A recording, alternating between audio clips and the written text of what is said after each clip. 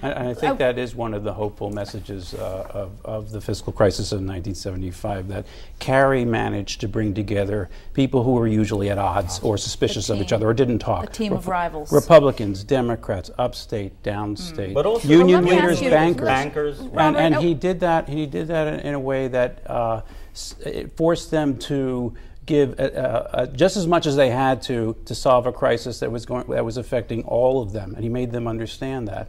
And that is a remarkable achievement, and that really hasn't happened since, and has to happen now for New York State to come out of, and many states across the country to come out of this budget crisis. Is that one of the specifics that you're talking about when you were saying, unfortunately we don't have time to delve into all the specifics of how he saved the state financially, but would you say that was the most important thing he did, was unify this disparate team? Yes, there's no question in my mind, in Rob's mind, and that he brought diverse groups together that weren't able to work together before that or even afterward. And is that what is not happening today? We in the lead, we made this parallel to what's happening today. Let me put it to you this way. Everybody changed their behavior in response to his leadership and the necessity of avoiding the bankruptcy of the city and changing a lot of the services that the state provided. Today, very few people's behavior has changed. The unions are still doing what they did before. The lobbyists are still doing the same thing they did in Albany. The banks are still proposing the same kinds of borrowing schemes. But is that because of a lack of leadership that he somehow embodied that Governor Patterson does not have? Well, I don't want to be critical of Governor Patterson. I think he's tried very hard to do that. He certainly told the truth, as Hugh Carey did, and he's rang the alarm bells about the severity of the fiscal crisis. But people haven't responded. I don't think it's. You can make the comparison because there are a lot of differences between the current crisis. In some ways, it's more serious, more long term than the imminent bankruptcy that the city faced in the spring of '75.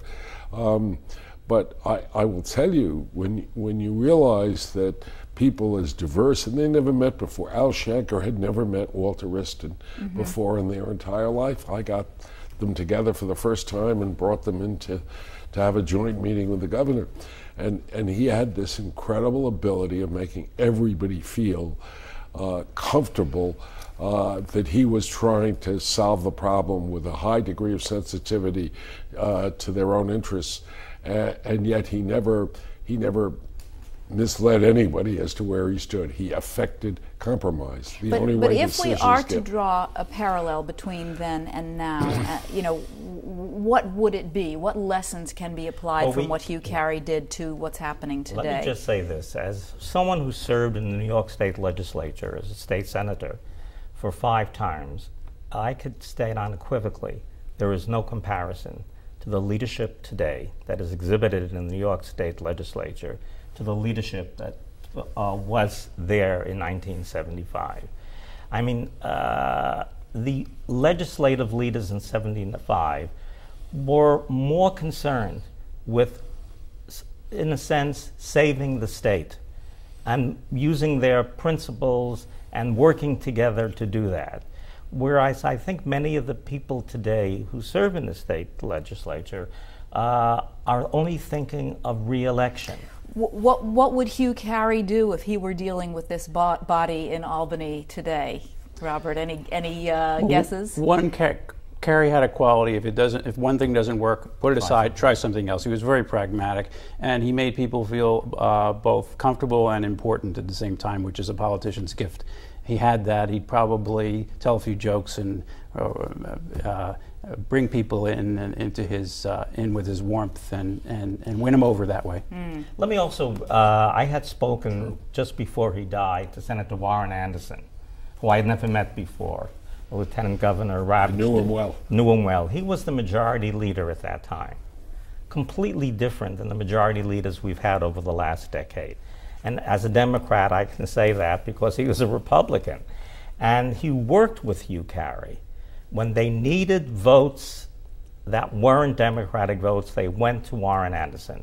And I interviewed Warren Anderson just before Rob Polner and I wrote our previous book, 3 Men in a Room. We're almost out of time. I'm just giving you the heads up. So that he said to us at that time that he is so upset about what has happened to the state legislature today, and the lack of civility, as well as working together with each other for the common good. And that does not exist today. So, as much as it did then. Right. So even if he were the governor, if he were working with this legislature, he may not have been able to accomplish what he did back then. It would be more challenging today than it was in the a 70s and euphemism, 80s. All right. Well, unfortunately, we are out of time, which, Lieutenant Governor, I guess is good for you because we were going to ask you about the budget, which I know is your favorite topic. The book is called The Man Who Saved New York, Hugh Carey and the Great Fiscal Crisis of 1975. Sounds like a fascinating portrait of a fascinating man.